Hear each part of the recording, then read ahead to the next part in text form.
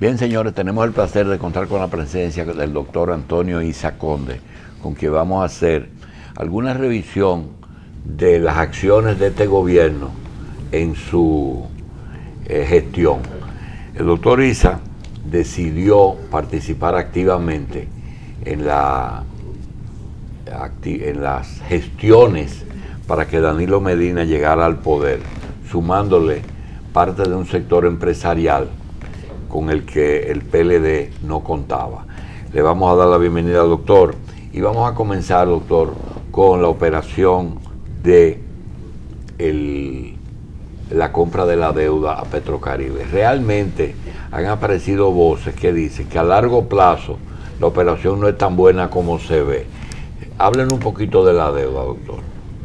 Hay veces que yo oigo opiniones de este tipo y realmente me da pena porque es un problema de matemática y en la matemática no puede haber mucha especulación. El que conoce cómo se manejan las finanzas se da cuenta que se fue un negocio bueno, porque sencillamente se cobró una deuda con una tasa de descuento muy grande que hizo que el valor presente de la deuda significara para el gobierno un ahorro grande, y luego se tomó, o se había tomado antes, un financiamiento que, aunque a mayor tipo de interés, representaba una disminución del flujo porque no había que pagarlo en el tiempo que se tenía que pagar la deuda de Petrocaribe, porque se habla de la deuda de Petrocaribe a 30 años, pero la gente ignora que cuando tú sacas el cálculo del vencimiento real, porque se va venciendo cada año, realmente la maduración de la deuda era de 11 años. O sea que tú mandaste el pago a un plazo superior, y eso significa una mejoría en el flujo. O sea, que el valor presente de la deuda bajó.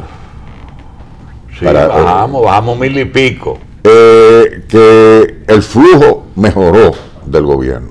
Sí, porque nos creó una situación favorable. Entonces, aparte de eso, la deuda total bajó en un 3.3 del PIB. Eso significa que puso a la República Dominicana en una posición mucho mejor de la que tenía. Entonces, eso se refleja en los mercados financieros, lo que significa que la República Dominicana está colocada en una mejor posición. Pero además de eso, fuimos solidarios también con un país amigo que nos ayudó, porque a veces nos olvidamos de eso también. ¿A quiénes? A Venezuela. Venezuela, porque esto fue un negocio ganar-ganar, porque Venezuela vendió esa deuda. Cualquiera piensa, ay no, que perdió muchísimo Venezuela vendiéndola a los dominicanos, pero Venezuela necesitaba dinero y se iba al mercado, iba a conseguir un dinero más caro del que representó. Pero nosotros estamos comprando dinero más caro que el que no lo tenía Venezuela. ¿No era negocio dejar esa deuda al 1 y no cogerla al 6? No, por una cosa muy simple.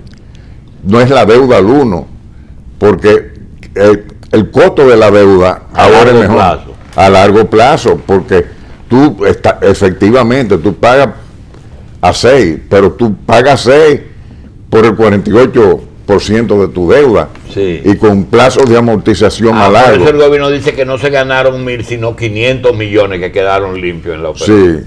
Sí, no, porque no es todo, porque el descuento ese que se aplicó, tú tienes que disminuirle el pago de intereses adicional que tú vas a hacer. Doctor, usted no es el ministro de Economía, pero puede tener información privilegiada.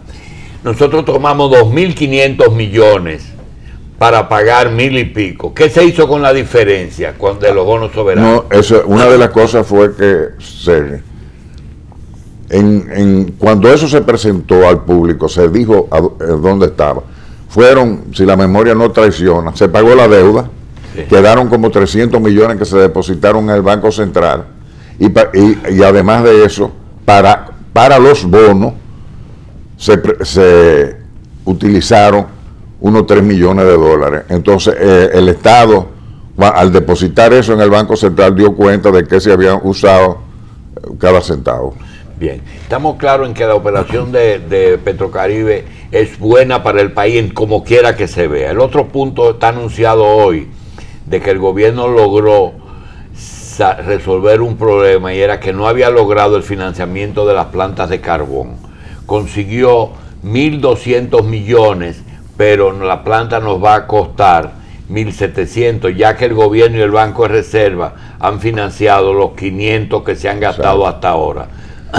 Lo que hay que entender que es una planta que la construcción va a durar varios años, e incluso que conseguir todo el dinero ahora tendría un costo innecesario para el gobierno. Entonces, sencillamente los financiamientos se están consiguiendo en el plazo que se requiere. La primera inversión la tuvo que hacer en el Estado, pero posteriormente se consiguieron estos financiamientos. Yo creo que eso va a caminar, y en la medida que la planta se va construyendo, lo poco que queda va a ser mucho más fácil de conseguir, y no va a ser necesariamente este año ni el otro año que se necesite ese dinero. Doctor Isa, a veces hay posiciones personales e individuales que difieren un poco de las colectivas, y puede ser que usted como empresario tenga una posición y como miembro de alguna comisión asesora del gobierno tenga otra posición, porque hay posiciones colectivas.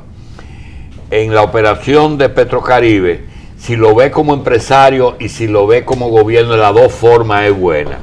En la operación de las plantas, doctor,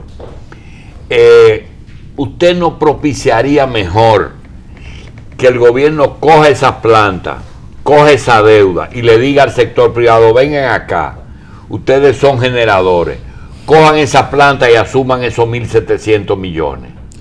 Mire, yo planteo que se haga la cosa parecida a esa, pero no así.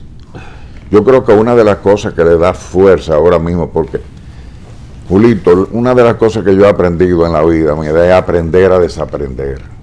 Tú no puedes pretender siempre hacer la misma cosa que hiciste, porque las situaciones cambian. Tú tienes que hacer las cosas como la situación indica, ahora, siempre y cuando sea para mejor. Una de las cosas que necesita el gobierno en esta situación es tener algún poder de negociación frente a los generadores.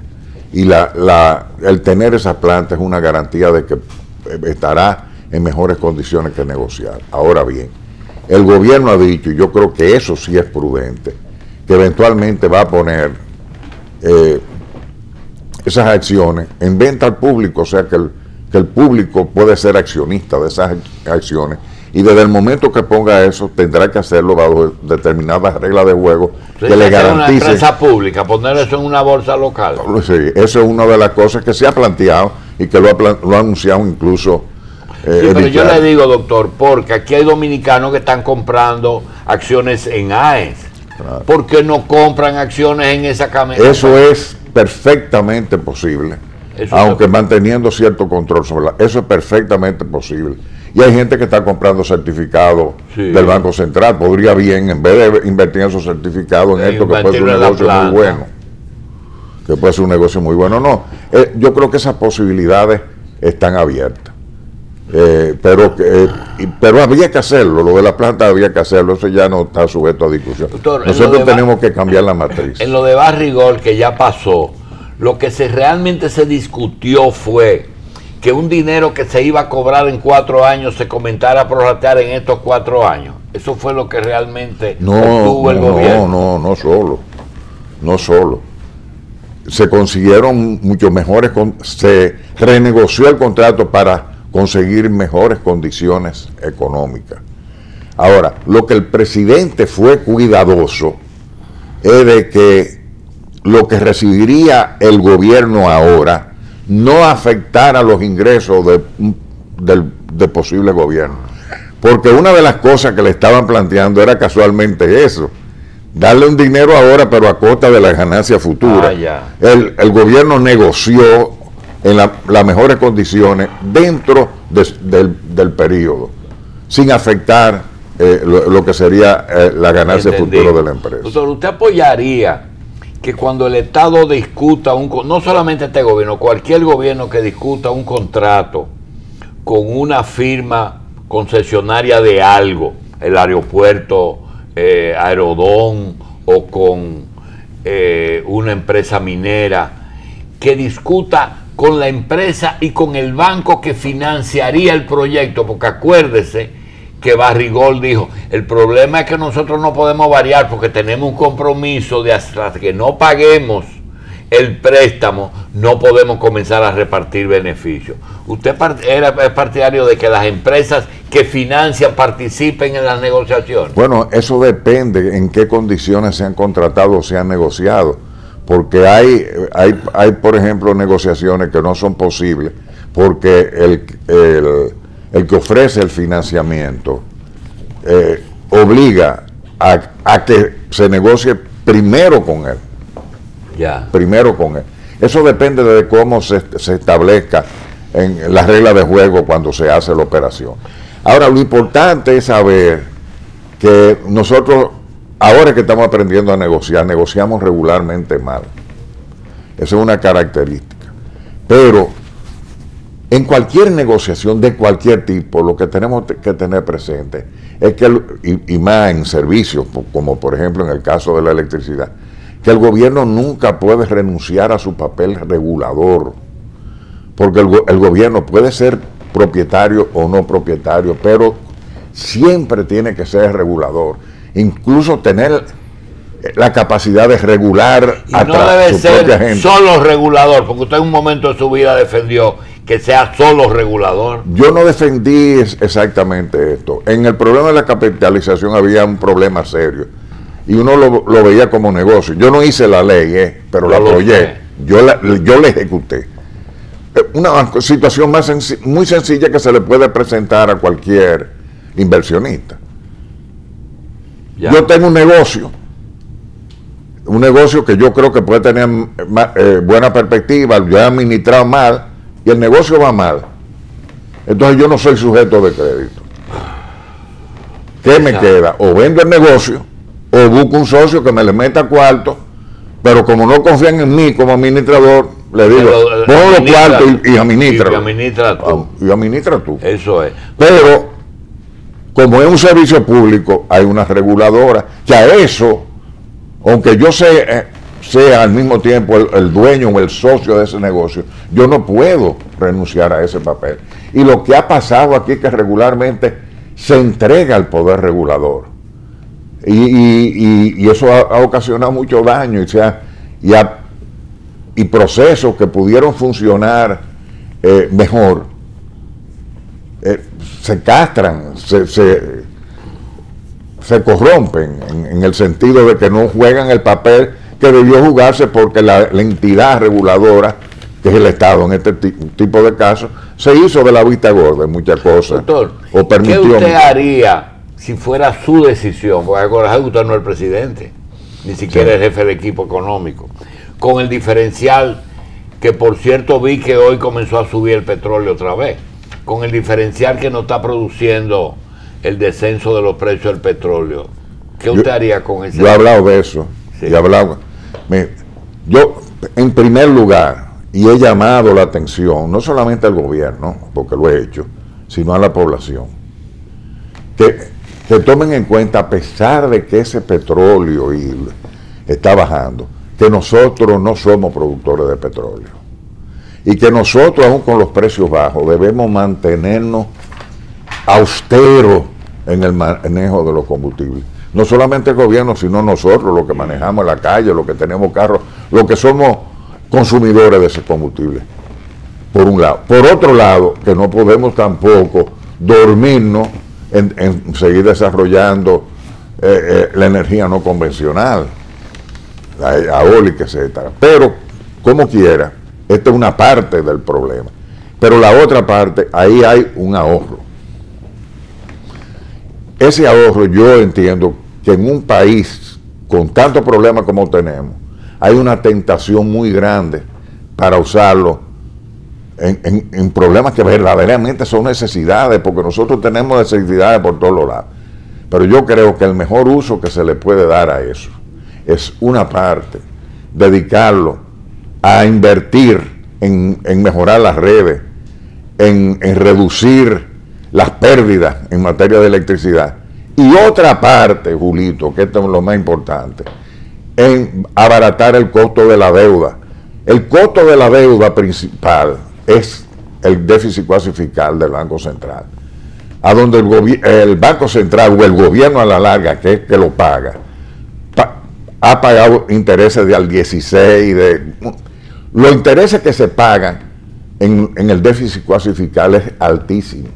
Y además, el déficit cuasi fiscal es prácticamente, se maneja como una pirámide Ponzi. De esas pirámides que han cambiado el sistema financiero, porque tú pagas interés emitiendo más certificados. Y eso va creciendo como la verdolaga. Entonces, es inteligente bajar el costo de la deuda. Y si en la estructura financiera de mi deuda, la más cara es el déficit cuasi fiscal, yo metiera, si tengo algún ahorro, en disminuirla o evitar que siga creciendo. Doctor, a principio perdón, para terminar la idea. E incluso si tengo que coger prestado para otra cosa, porque el costo de lo que yo voy a coger prestado va a ser mucho más bajo que los intereses que yo estoy pagando ahora en esa doctor, deuda. Miren, en los años 90, cuando comenzó a implementarse el nuevo orden económico, aquí pasó algo, y es que nos decían, sobre todo en esa época en que habían filas en las bombas de gasolina y Balaguer con su reelección, la gente del nuevo orden nos decía aquí que el país tenía capacidad de endeudamiento que no estaba utilizando. Hoy tenemos una situación distinta, siguiendo lo que usted dice, que hay que estudiar cada situación en cada momento y en cada coyuntura. Todo el financiamiento de los déficits que hay aquí, del déficit cuasi fiscal, del presupuesto nacional, de la energía, de todo se está solucionando con endeudamiento. Es más, hasta la moneda, la estabilidad monetaria la está financiando el endeudamiento. ¿A dónde nosotros vamos si seguimos por ahí? Es un problema serio y casualmente... ¿Y es así? Ciertamente, es así, con esta diferencia de lo que ha ocurrido en este gobierno. Lo que ha ocurrido, y esa es la tendencia, y ahora incluso con esta operación, eso ha quedado más en evidencia. La política de Danilo es ir reduciendo el déficit. En cada año reducirlo más el déficit, de manera que llegue un momento que ya no sea deficitario. Acuérdense que antes de esta operación ya lo habíamos llevado el déficit al 2.4. Sí, pero si sigue reduciendo, nos vamos a quedar sin desarrollo. No, espérate, pero reduciéndolo como él lo ha hecho, con prudencia, porque tampoco ha dejado todo a la calle. Y eso es clave. Pero yo insisto, y retomando el tema, que el problema más serio que tenemos nosotros, y lo digo sinceramente, no es el volumen de la deuda, es el costo de la deuda.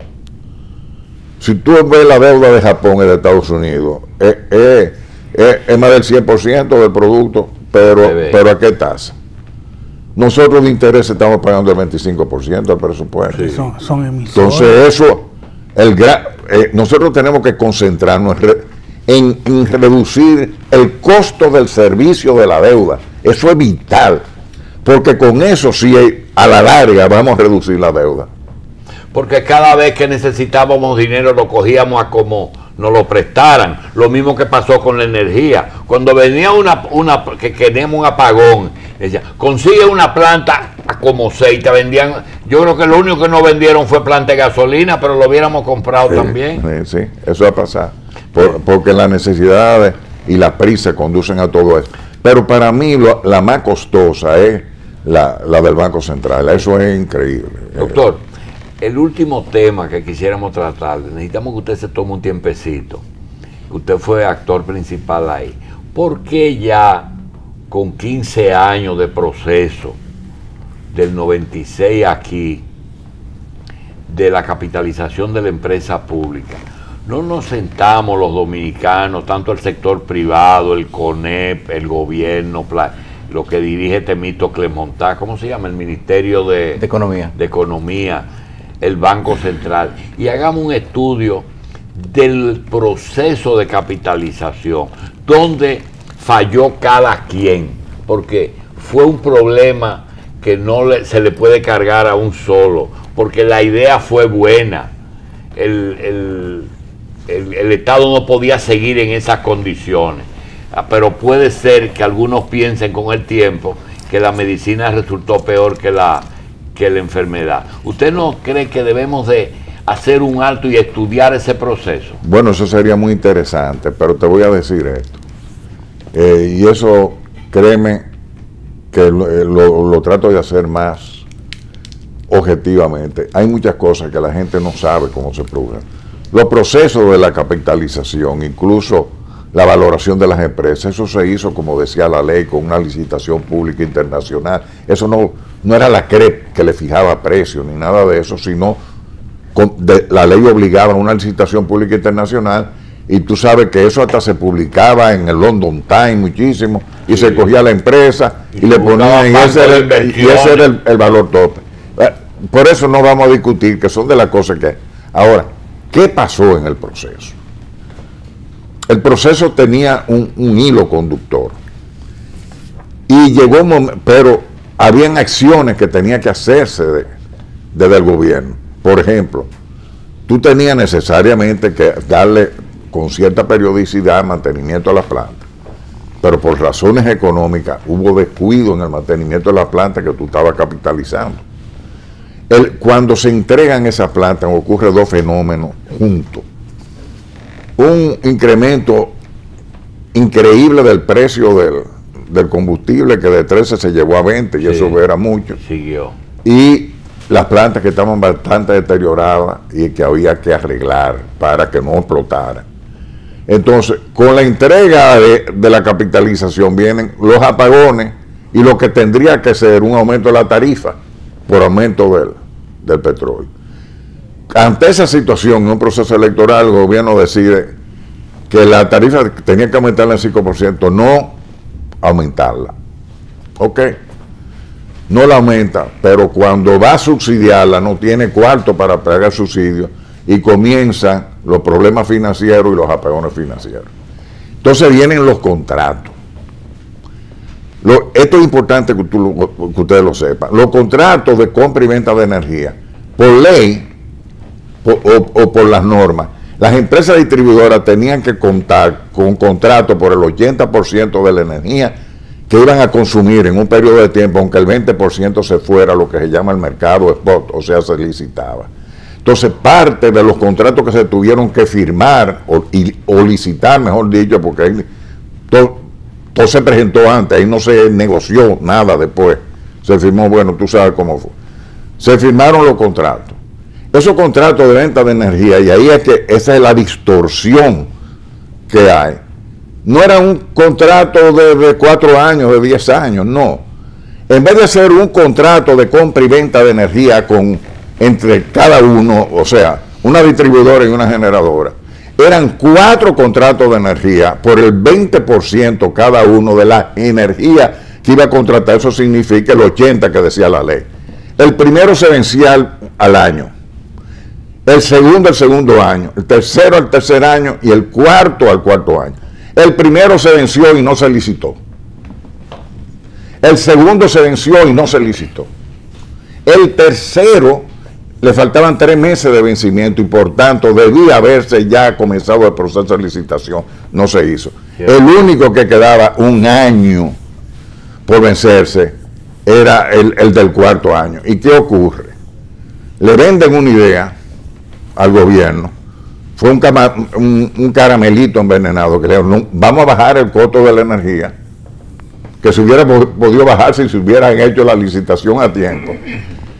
Vamos a bajar el costo de energía, va a mejorar tu flujo de caja del gobierno, pero los contratos vamos a mandarlos para firmarlos para el 16, y todavía lo tenemos aquí. Aún así, nosotros preferimos que el país conozca, porque la pregunta viene, doctor, porque hay dos hechos que están ocurriendo ahora que son preocupantes.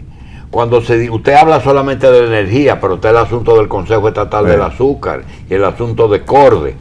Y yo quería decirle, ¿usted no teme que lo que está pasando con las plantas de carbón, que ahora tenemos al Estado de nuevo generando y vamos a tener al Estado como generador, y tenemos ahora el CEA que está administrando ingenio otra vez? ¿Usted no teme que estemos dando como un paso en falso? Bueno, lo que tenemos que entender también es que ya es hora de que se comiencen a manejar las cosas con mucho más transparencia, y en eso se está ocupando el gobierno, porque uno de los problemas, uno de los grandes problemas en el sector eléctrico, que siempre se vio la energía eléctrica como una mercancía política y la CDE como un botín político. Sí, doctor, pero mire, usted es político y en un momento fue más político que ahora, pero hay lo siguiente: en el año 96 llegó el PLD, en el año 2000 Leonel le entregó a Hipólito, en el 2004 Hipólito le entregó a Leonel. Entonces, hoy en el 2016 venimos con la misma alternativa.